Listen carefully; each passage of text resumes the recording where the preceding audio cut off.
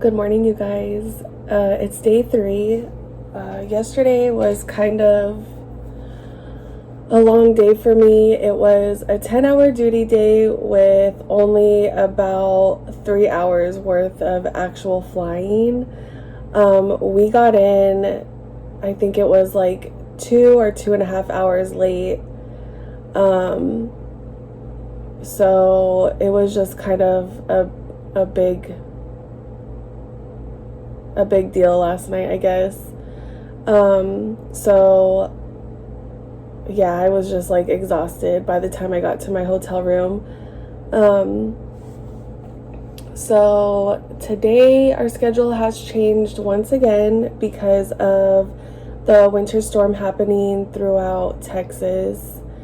Originally we were supposed to go Texarkana to Dallas, do a Bloomington, Illinois turn, and then Dallas to Roswell.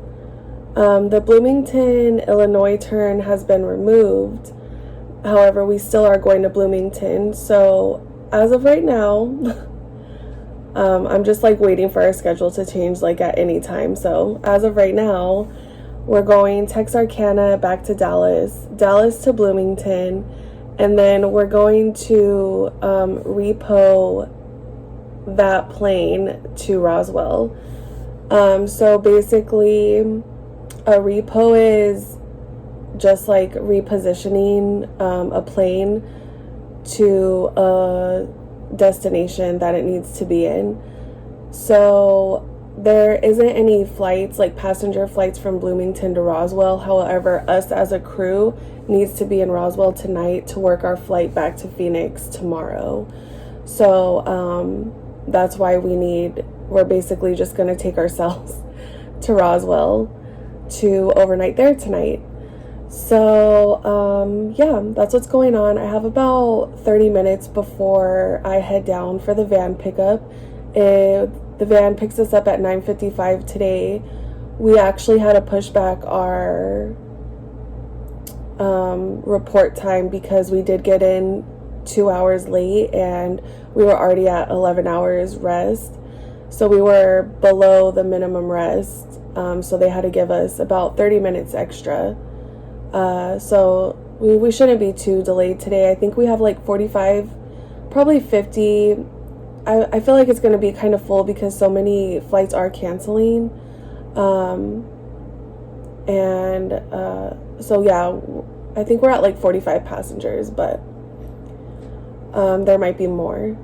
And then it's 9:25 now. I'm already ready to go. I just have to pack my lunch bag and put on my uniform. So I don't know, hopefully. I'm just like, oh my god, dealing with the de-icing in Dallas last night was so horrible. And we go back to Dallas today and it's already snowing, or it says there's like flurries. Either way, we're gonna have to de-ice going to Bloomington, and I just feel like it's gonna take another hour or two to get out of Dallas again today. So wish me luck, but I'll try to keep you guys updated. I feel like with this crew, I'm always around somebody. Like I don't really have time to get away to myself, so I'm not able to like really check in throughout, but I'll do my best. And again, wish me luck. Hopefully this day goes good. I'll see you guys later though. Alright, so the fun has already started. It's 10:25 and Dallas has a ground stop and no end in sight as of yet. So we are stuck in Texarkana on the aircraft. We're holding off boarding for now.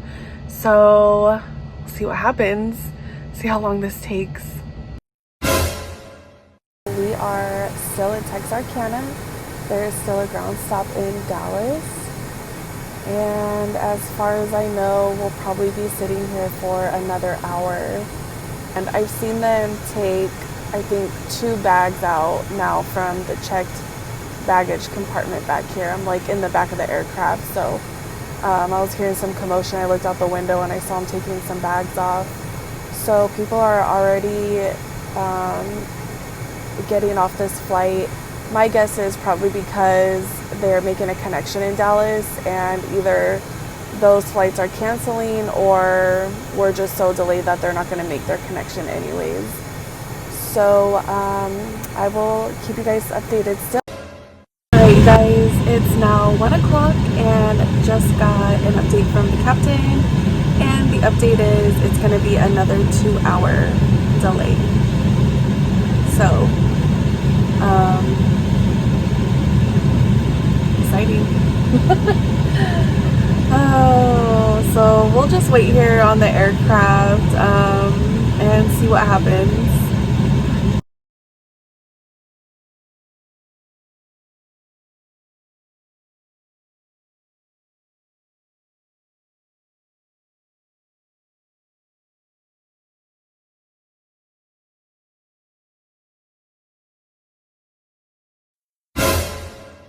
Alright, so it's 3 o'clock now, and the news is there still is a ground stop in Dallas until 3:30. So that's the update for now. But they've been doing this all day, as you know. I first got on here at 10:25, I believe it was. So 1, 2, 3, 4, 5 hours. So yep, I don't know what's gonna happen. I think they're starting to pull the bags. Oh, there's a bag. I don't know what's happening.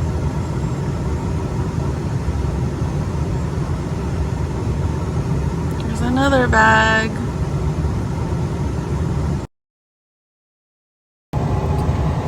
Alright guys, it's 3:55 and you just saw they're pulling bags off of the airplane.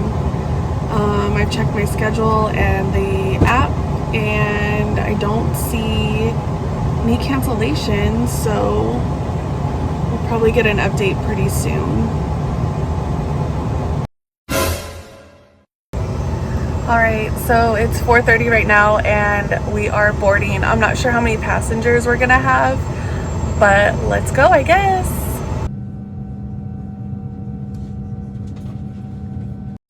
Hey guys, this is me in editing, and I'm here right now because I wasn't able to explain the end of my 3rd day and my 4th day. By the end of the 3rd day, I was just really over it. Like, honestly, I was not in a good mood, and I was just way too tired. I'll like explain everything.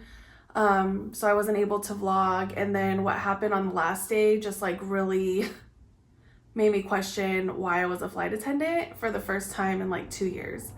So I didn't vlog that day. So I'm just gonna go into like what happened after the last clip for the rest of the 3rd day and then on the 4th day.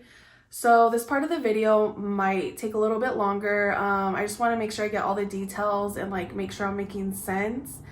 But I will try to get through it like as fast as possible, so I'm not sitting here for like 20 minutes, because I can definitely go on. So what happened was, so on the last clip we boarded and we took off at 4:44 p.m. that day. So we were over 6 hours delayed before we actually got those passengers from Texarkana to Dallas. And there only ended up being like 17 people or so on that flight. So that was a really quick flight. Texarkana to Dallas is like a 30-minute or less flight. And once we got to Dallas, it actually really didn't take that long. We were probably only on the ground about an hour before we actually took off. So we boarded everybody, got to ICE, and we were actually out of there pretty fast compared to the other day when it took like 2 hours to leave, 2.5 hours to leave. And then that flight was completely full. Pretty long flight. I think it was about 2 hours. But everything went well. And then our last flight, if you remembered me saying, was a repo flight. So it was just the crew on board. We just took ourselves to Roswell, and that was our last flight. That was another long flight. It was like close to 3 hours. Okay. So that was the flights that we were doing on the third day of this trip. And then when we had been delayed like that whole 6 hours before we took off to Dallas from Texarkana. And once we land in Dallas, I see that crew scheduling has put a ready reserve shift on my schedule for the last day of our trip, day 4. Now, up until this point, it had been from the time they scheduled me this trip, but from the time they put this trip on my schedule to the time they changed it, 8 days had passed. And they put the ready reserve the day before my last day of this trip. So needless to say, I was extremely upset by this. My last day for 8 days was supposed to be Roswell to Phoenix, and I was done, which is a miracle, I will say. I'm not sure why I got my hopes up, especially after everything that has been going on. I shouldn't have expected it. I shouldn't have let it upset me that much, but we'll get more into that later. But when I saw it initially, I was just pretty pissed. Sorry for my language, but like I just was. I thought it was really unfair, and they only wanted me for an hour and a half. Also, because of all the delays, and I just want to like say this, I hope it goes without saying, but I want to say it. I know I wasn't the only one going through it. There was passengers stranded at airports for 24 hours, 48 hours, cancellations. Like, I can't imagine what other people went through, but this is just how I felt. So I know I wasn't the only one going through this. I know it's not a pity party for me, but like I do just want to tell you my side of how I was involved with, or how my plans or whatever got derailed by this ice storm in Dallas. But originally, if everything would have gone to plan, I would have worked Phoenix or Roswell to Phoenix on my last day, and we would have ended at 10 a.m. But already, because of the delays this whole trip and on day 3, we weren't gonna be set to be back into Phoenix until noon. So like 2 hours later. The day went fine. Other than me realizing that they put a ready reserve shift, and we land in Roswell, and it is about midnight. And we land, there's no shuttle for us. The shuttle doesn't end up coming until an hour later, or just about an hour later. Then for whatever reason, this driver, so our hotel is already about a 20-minute drive from the airport. So he was already like 45 minutes to an hour late to get us. Then decided to drive below the speed limit the whole way to the hotel. Then we get to the hotel and they don't even realize that we're coming. So that took about another 10 or 15 minutes before we even got to our rooms. So as you can imagine, we were already on minimum rest. Crew scheduling already put the 10 hours of minimum rest on our schedule before they even knew all this was happening. We should have been to our rooms probably at this point like an hour and a half ago.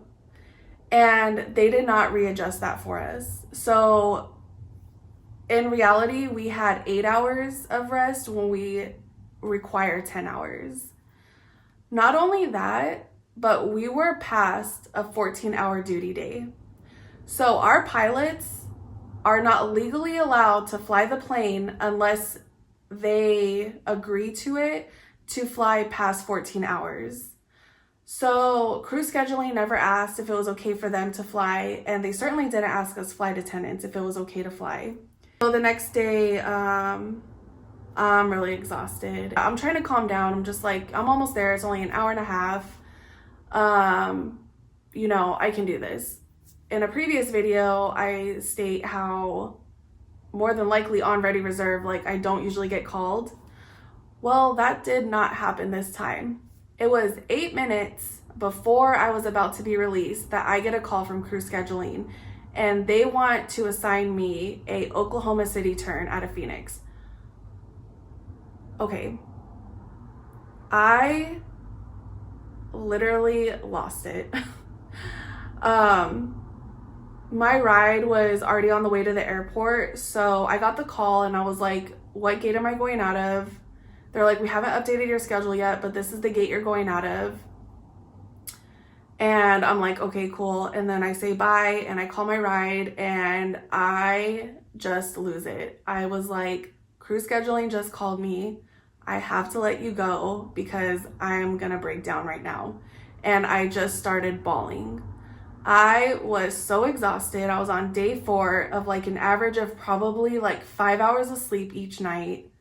And they wanted to add an Oklahoma City turn, which is like a 2.5-2 hour flight, and extend my day to 12 hours when the previous day I was already over 14 hours. So I'm literally crying, like, and I'm uncontrollably crying. I'm walking back through the airport, crying all the way to my gate. I'm like silently sobbing because I'm trying not to draw a lot of attention to myself.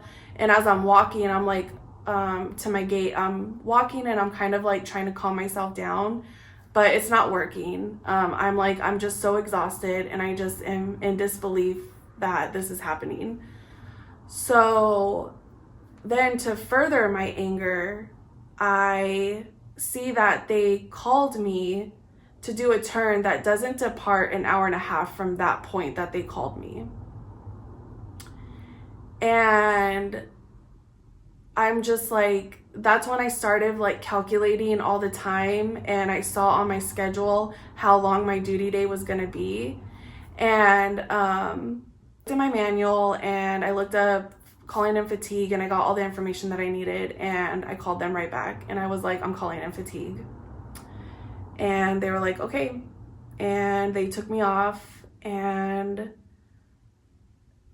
that's what happened. So then I sat there after for about 20 more minutes, just like kind of like, I guess, like debriefing myself in a way, because I was feeling guilty and I was going to just push through it and work it if it wasn't for me like uncontrollably crying,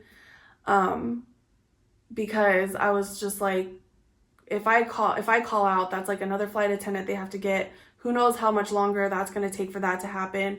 What if this flight cancels? Like, these people just need to get like to their destination, then we need to pick the other people up to come back to Phoenix. But I sat there and I thought about it. At this point, I was just like, you are really testing me right now and it's not right. And I'm putting my foot down, I'm putting safety first, and I'm putting myself first. So I had a long talk with my friend because, like I said, I was feeling a lot of guilt. Once I talked through it and I realized how like wrong this was and how unsafe it was for me to fly, even if I was safe to fly at that point, just like by the time my day ended, if anything would have happened on those flights in my state, that would have been very unsafe. So that happened. I, for the first time, called in fatigue and for the first time cried publicly in an airport while in uniform for the first time in 2 years, really considered why I'm even a flight attendant. So that's why I didn't film anything. I couldn't film the process or anything because I was just in a really bad mental state and just really upset and angry and tired, and I just couldn't believe that that was happening. So that happens. That probably will happen at some point if you're a flight attendant, or if it hasn't happened yet, it will. And if it has, then you probably know exactly what I went through. What made me feel better also was when you call in fatigue with my company, and I'm sure other flight attendants too, you have to fill out a report and just like basically fill out everything that happened and fill out your reasoning for calling in fatigue. And I got a response back after saying, we've reviewed your fatigue report. You'll be compensated for any time that was taken calling in fatigue, and thank you for putting safety first. So I was very happy, even though I had talked with my friend about it for like an hour to make sure that I had did the right thing. It was a relief to me that the fatigue committee also saw that as a safety threat and was like, you did the right thing. So that's what happened on my basically first trip into February. And it didn't start out great. It didn't have me in a great mental state. And February has been a really hard time for me for flying. And yeah, so thank you so much for watching. If you watch this all the way through, just one tip I could give you if you are a flight attendant watching this is just know your company manual and put safety first, put yourself first. Because at the end of the day, that's what we're here for as flight attendants, is the safety of our passengers and ourselves and our crew. So again, thank you so much for watching this video. Thank you so much for your support. Don't forget to like, subscribe, comment down below. And also, I did want to shout out to Tess. I met you at CQ, and thank you so much for saying something to me and letting me know you watch my videos. That literally meant so much to me. You're the first person to ever recognize me, and that was like awesome to me because I thought that would like never happen. So thanks again, and shout out to Tess, and I'll see you guys in my next video. Bye.